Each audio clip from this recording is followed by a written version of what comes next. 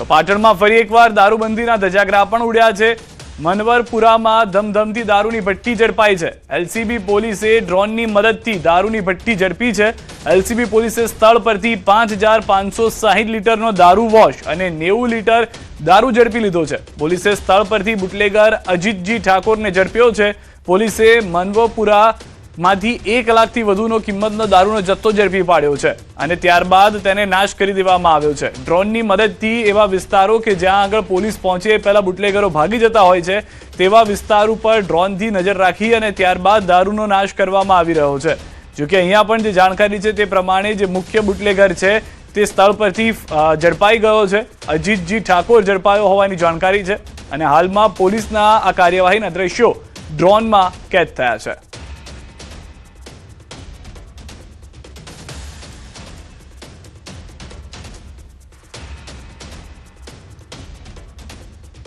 અને સમાચાર પર નજર કરીએ। મહેસાણામાં ફાયર ટીમે 2 યુવકોનો જીવ બચાવ્યો છે। નુગર બાયપાસ પાસે બોઇલર ટેન્કમાં 2 યુવકો ગુંગળાઈ જતા બેભાન થઈ ગયા હતા। હોટલ પાછળની ઘટનાથી અફરાતફરી મચી ગઈ હતી। જાણ થતાં મહેસાણા મનપાની ફાયર ટીમ ઘટના સ્થળે પહોંચી હતી। સુમિત દેતાગી અને આકાશ દેતાગીને ફાયર ટીમે સલામત બહાર કાઢ્યા છે। બંને યુવકોને 108 મારફતે સિવિલ હોસ્પિટલ ખસેડાયા છે। ફાયર ટીમની સમયસરની કામગીરીથી મોટી દુર્ઘટના ટળી છે।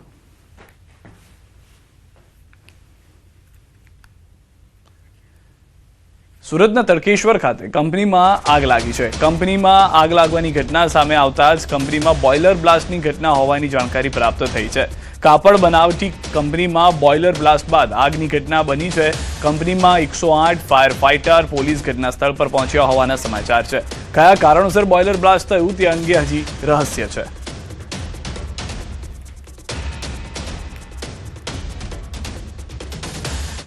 ભાવનગરમાં તળાજાના મથાવડા ગામે તળાવમાં ડૂબતા 2 યુવાનોના મોત નીપજ્યા। તળાવમાં નહાવા પડેલા 5 મિત્રોમાંથી 2 યુવાનો પાણીમાં ડૂબી જતા મોતને ભેટ્યા હતા, જ્યારે 3નો આબાદ બચાવ થયો હતો। મૃતકોમાં 19 વર્ષીય મિલન શિયાળ અને 17 વર્ષીય તુષાર શિયાળનો સમાવેશ થાય છે। તરવૈયાઓએ બંનેના મૃતદેહ બહાર કાઢ્યા હતા। પોલીસે મૃતદેહોને પોસ્ટમોર્ટમ માટે હોસ્પિટલ ખસેડી વધુ તપાસ હાથ ધરી છે। સુરતથી સમાચાર। નહેરમાં બાઇક સાથે 2 યુવાનો ખાબક્યા છે। સાકીથી ચલથાણ જતી નહેરમાં રાત્રિના સમયે બની છે ઘટના। નહેરમાં ખાબકેલા બંને બાઇક સવારોના મૃત્યુ થયા છે। સ્થાનિકોએ પલસાણા પોલીસને ઘટનાની જાણ કરી। બારડોલી ફાયર વિભાગના જવાનોએ નહેરમાં શોધખોળ હાથ ધરી। શોધખોળ દરમિયાન નહેરમાંથી બાઇક મળી આવ્યું। બંને મિત્રો બાઇક પર જઈ રહ્યા હતા ત્યારે બની હતી દુર્ઘટના।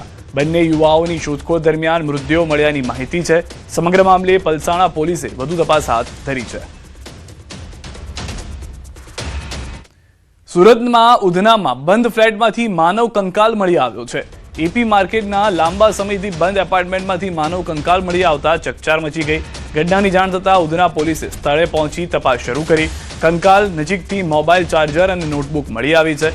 પ્રાથમિક તપાસમાં મૃતક મહારાષ્ટ્રનો હોવાની આશંકા છે। જોકે ઓળખ હજુ થઈ નથી। પોસ્ટમોર્ટમ અને ફોરેન્સિક તપાસ બાદ મોતનું અને અન્ય વિગતો સામે આવશે।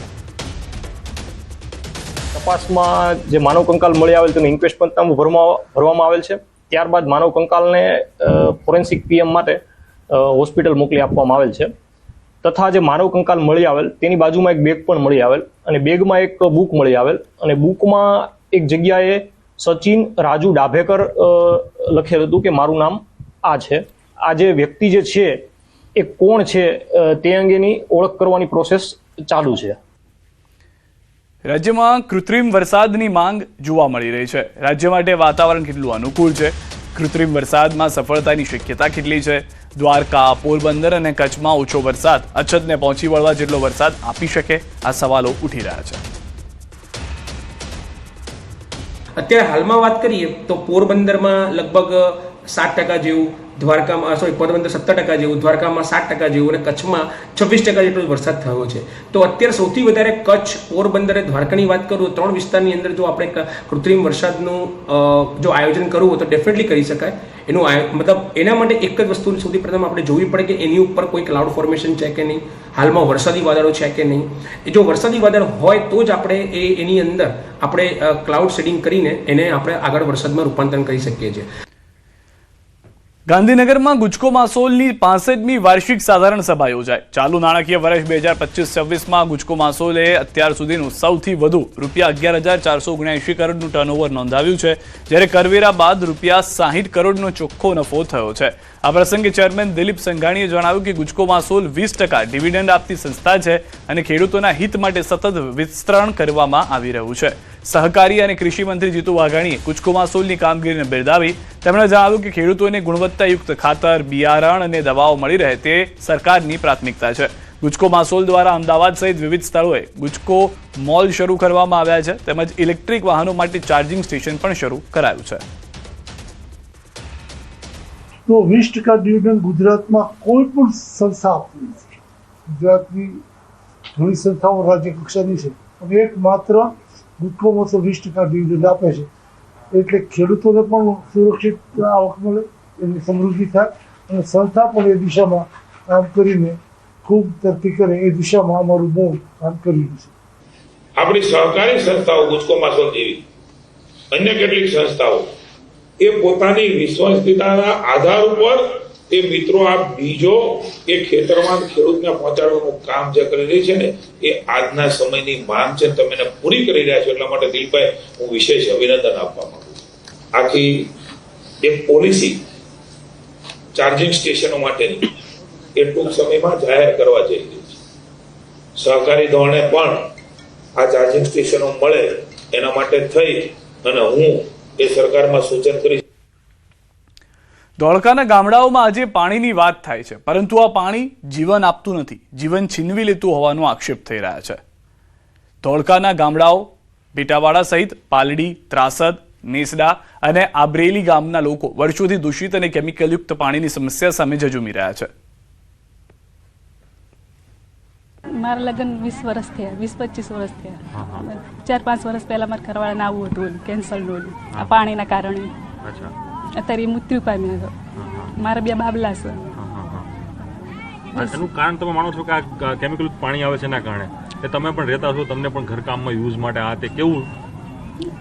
અમારા આ પાણી તે બોરનું પાણી વાપરવાનું, એના કારણે આ બધું આવું થાય. કેમિકલ વાળું પાણી આવે ને એટલે. અને હાથ પગ બધાને રોગય બહુ થાય. તમને પણ કઈક પ્રશ્ન ઉભો થયો? મારા હાથ પગ બધું હું ઊભી ના થઈ શકું. બાવડા ચાલીને ઊભા કરે, બેહાડે એ રીતનું. દવા ખાઉં તો હું ઊભી થઈ શકું. મારા 6-7 વર્ષથી આવું છે અને પછી એમને આવું થયું કેન્સરનું. તમારે શું ખેતી શું કામ કરતા હતા? તમારા હસબન્ડ શું કરતા હતા? ઘણા ગુલાબનું કારણ. ગુલાબનું. ગુલાબનું. અને પાણી આવતું, આ ગંદુ કેમિકલ પાણી આવતું એના કારણે થયું છે. આ ગંદા પાણીથી થયું.